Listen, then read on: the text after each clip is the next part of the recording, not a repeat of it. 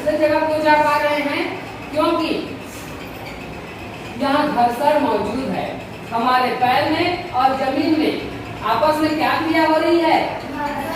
जिसके कारण वह हम आगे जा पा रहे हैं।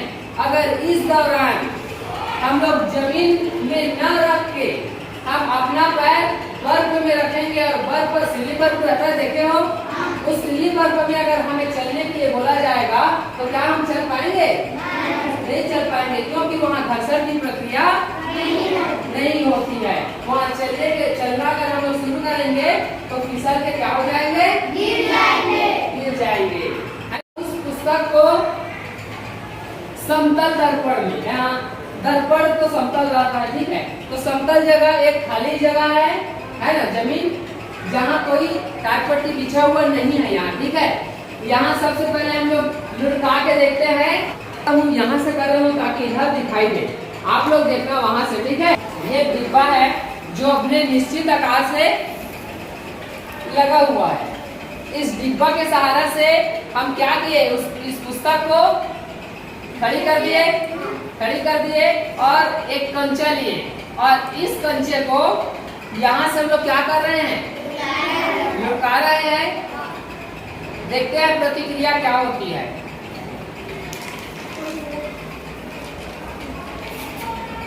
देखिए, वह कंचा है ना, इतने ऊंचाई से गिरा नहीं, उतना दूर पहुंचने का कारण यह है कि उसकी सतह क्या है? चिकनी है। चिकनी है कि नहीं है?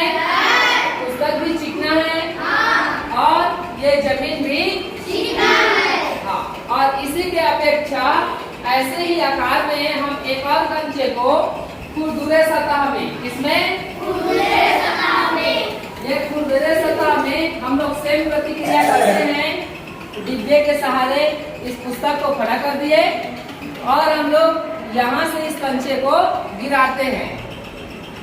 देखिए, तो यह पुस्तक है और यह कंचे हैं, तो समतल और चिकनी सतह के अपेक्षा यहाँ घर्षण क्या है? ज्यादा है कि कम है?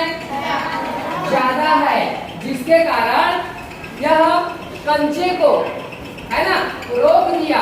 जो गति, जिस गति में था कंचा, उस कंचे को क्या किया? रोक दिया। तो कंचा ज्यादा दूर गति नहीं कर पाया, है ना, क्योंकि यहाँ घर्षण ज्यादा है, ठीक है। चलिए, अब इसमें किताब को हम लोग इतना एंगल खड़ा किए, ठीक है। अब इतना एंगल से किए हैं और उसके बाद यहाँ कंचे को छोड़ रहे हैं। देखो कितना दूरी तय कर रहा है, वहाँ निशान लगा देते हैं, ठीक है। कुछ रख दीजिए, कोई पेन नहीं, छोटा दीजिए मुझे कंचे को।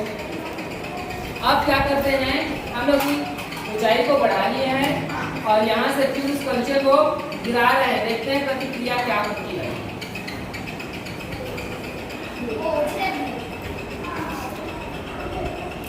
लेकिन आपको पता ये चला ना, है ना, कि कम ऊंचाई से गिराने की अपेक्षा ज्यादा ऊंचाई से हम कंचे को गिराए हैं, तो वह काफी दूर तक सफर तय किया कि नहीं? किया ना। तो इससे यह पता चलता है कि घर्षण के लिए हम जितना ज्यादा बल लगाएंगे वह उतना दूर सफर तय करेगा, और कम बल लगाएंगे तो कम दूर तय करेगा। समझ गए?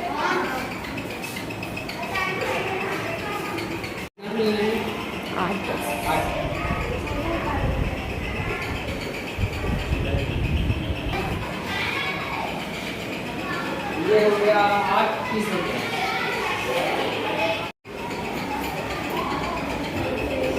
इस तरीके से हम लोग सबसे पहले पेंसिल को जमा लेंगे, है ना, और इस पुस्तक को ऐसे यहाँ जमा के रखेंगे, है ना, जिससे बीच में रहे, है ना, पेंसिल के बीच में।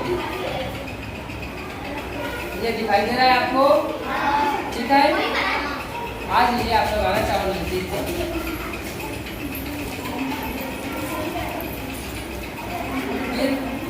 अब हम लोग, है ना, इस पुस्तक को कुछ बल देके, है ना, आगे बढ़ाते हैं, ठीक है, आगे खिसकाते हैं,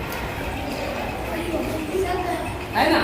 आसानी से और बहुत कम बल देके हम लोग इस पुस्तक को आसानी से कहाँ ले गए, आगे बढ़ा दिए, आगे ले गए। पुस्तक में गति हुआ, ज्यादा फोर्स से बल लगाना पड़ा क्या? नहीं। अब यही चीज, अब ये सतह चिकनी है जिसके कारण आसानी से पुस्तक अपने स्थिति में परिवर्तन कर लिया, एक जगह से दूसरे जगह आसानी से कम फोर्स में गति कर लिया। ठीक है, अब यह प्रक्रिया हम कहाँ पर करके देखेंगे? खुरदुरी सतह में। ठीक है,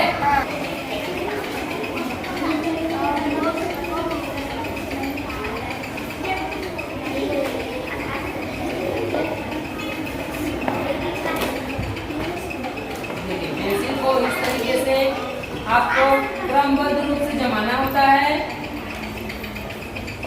इसको जमाने के पश्चात आप क्या करना, कि पुस्तक को अच्छे से पेंसिल के बीचों बीच रखना है।